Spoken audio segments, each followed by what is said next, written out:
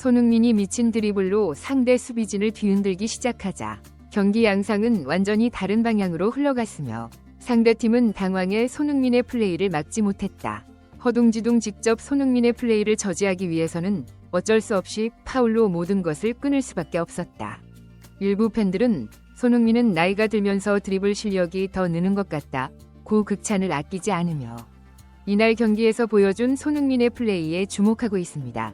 몇몇 축구 전문가들은 손흥민은 지난 시즌 톱에서 많은 경험치를 누적하면서 이번 시즌에는 과거와 달리 좌측 윙 포워드 역할을 맡을 때 하지 않던 놀라운 플레이들을 하고 있다고 말하면서 이날 경기에서도 손흥민의 이런 면이 유감없이 발휘되었던 경기라고 말해 많은 팬들의 이목이 집중되고 있습니다.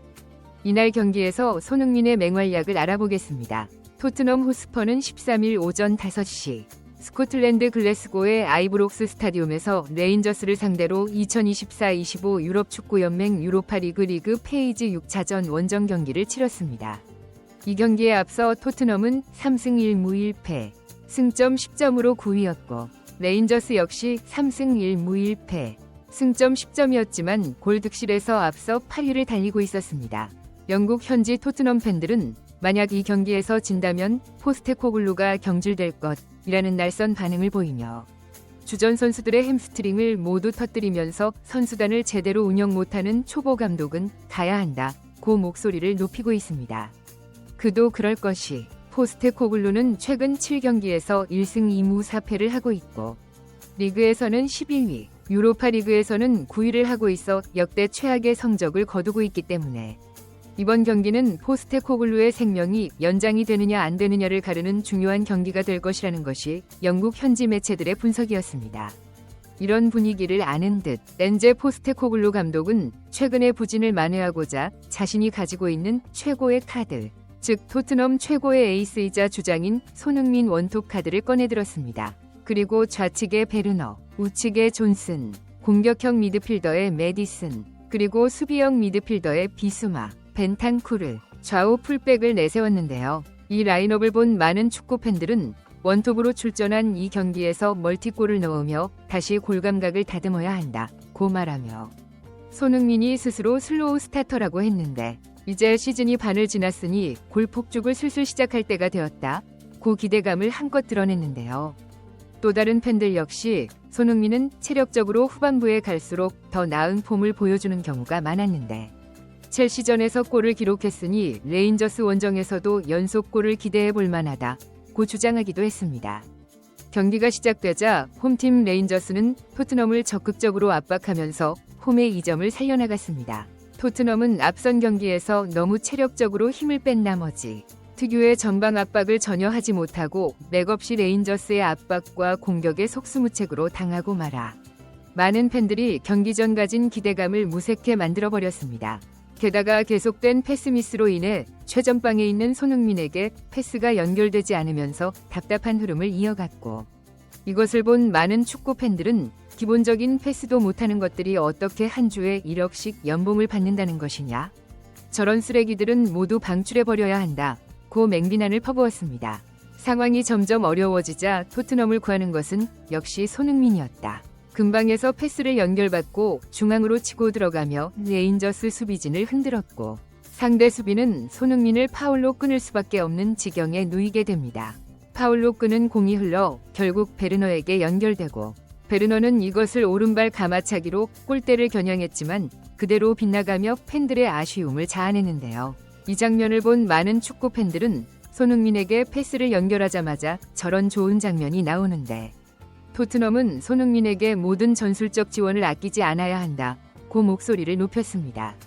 이런 팬들의 염원을 앓기라도 하듯 베르너는 전반 10분경 왼쪽을 돌파해 들어가다가 손흥민에게 짧은 컷백을 내주고 이것을 손흥민이 방향을 돌려놓았지만 상대 수비를 맞고 굴절되면서 골키퍼 품 안으로 공이 들어갔습니다. 많은 축구 전문가들은 손흥민이 0점을 조절하는 과정이라고 말하면서 역시 손흥민이 공을 잡을 때마다 위협적인 장면이 나오는데 좌우 윙어들이 패스 능력이 평균적인 수준 이하로 떨어지는 상황이라 과연 손흥민에게 패스가 제대로 연결될지 의문이라고 말했습니다. 전반 14분경 중앙에서 공을 끊어낸 것이 존슨에게 연결되면서 결정적 찬스를 맞이하지만 볼 컨트롤이 길어 상대 수비수의 블록에 걸려 결정적 찬스가 무산됩니다. 이 장면을 본 일부 팬들은 오른쪽으로 손흥민이 완전히 돌아나가면서 노마크로 놓이는데 손흥민에게 줬다면 결정적 찬스를 맞이했을 것이라고 안타까워했는데요. 상대 수비수에게 끊긴 공은 결국 메디슨에게 연결되고 이것을 슈팅으로 연결했지만 결국 골대 밖으로 나가버리면서 골대를 벗어났습니다. 이 장면을 두고 몇몇 팬들은 논스톱으로 차야 하는데 이것을 잡아놓고 차기 때문에 타이밍이 늦어서 상대 수비에 맞고 굴절된 것이라고 말하면서 저런 모습을 보면 슈팅 감각에서 메디슨은 손흥민에게 아예 견줄 수가 없는 수준이다. 처참한 경기력이다 라고 평했습니다. 결국 전반 23분경 손흥민은 또다시 중앙에서 왼쪽으로 이동해 팀의 공격 전개를 담당하는데요. 손흥민이 왼쪽에서 한 박자 빠른 타이밍에 크로스를 올려 존슨에게 연결했지만 이것이 상대 수비에게 끊기며 슛 찬스로 연결되지 못했습니다. 몇몇 축구 전문가들은 존슨이 공을 소유할 의욕 자체가 없다고 말하면서 상대 수비와 1대1이면 그 앞으로 잘라 들어가면서 슈팅을 하는 훈련을 수없이 했을 텐데 저런 기본적인 움직임 자체를 하지 못하니 손흥민이 수십 번을 떠먹여 줘도 겨우 선방밖에 넣지 못한다 고 비판했습니다. 전반전을 0대0으로 마친 후 후반전에 접어들자 레인저스는 체력적으로 지친 토트넘을 밀어붙여 선제골을 얻어냈는데요. 상황이 어려워지자 손흥민은 결정적 찬스를 만들기 위해 페널티 박스 안에서 분주히 움직이며 공간을 만들기 시작했습니다. 전반 53분경 중앙으로 들어오는 결정적 찬스를 존슨이 노마크로 놓이도록 상대 수비수를 끌고 앞으로 나갔지만 존슨은 또다시 오른발 홈런 슛으로 날려버려 많은 팬들을 격분케 했는데요. 결국 보다 못한 포스테코글루는 존슨을 빼고 이어 벤탄쿠르와 비수마를 뺀 뒤 사르와 베리바를 넣은 후 결국 솔랑케를 투입했습니다. 이렇게 되자 손흥민은 왼쪽 윙 포워드로 이동하면서 팀 전체의 공격을 진두지휘하기 시작했습니다. 그러자마자 후반 교체로 들어온 클루셉스키가 동점골을 터뜨리면서 경기는 원점으로 돌아갔고 많은 축구 팬들은 역시 손흥민이 주장으로서 후반전에 선수들을 확실하게 진두지휘하는 것이 효과가 있다며 극찬을 아끼지 않았는데요. 다 이긴 경기라고 생각했던 레인저스 홈팬들은 망연자실한 표정을 지으며 모두 정적에 휩싸였습니다. 이뿐만이 아닙니다. 손흥민은 후반 89분경 왼쪽에서 미친 킬패스를 찔러주고 이것이 기점이 되면서 중앙에 있는 솔랑케에게 완벽한 헤딩 찬스로 연결되었지만 솔랑케가 이것을 골로 연결하지 못하면서 이길 수 있는 기회를 날려버렸습니다.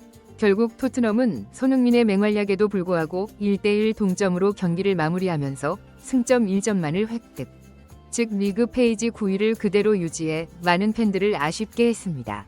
일부 전문가들은 손흥민이 전후반 풀타임을 뛰면서 많은 찬스를 연결하고 공간을 만들어주어 패색이 짙은 상황에서 결국 동점골로 경기를 마무리했다고 말하면서 손흥민에게 더 많은 찬스를 연결해 줄 수 있는 동료와 손흥민이 연결해준 찬스를 골로 연결하는 결정력을 가진 선수가 있었다면 이 경기는 최소 선방을 터뜨리고도 남았을 것이라고 일침을 가해 많은 팬들의 고개를 끄덕이게 했습니다.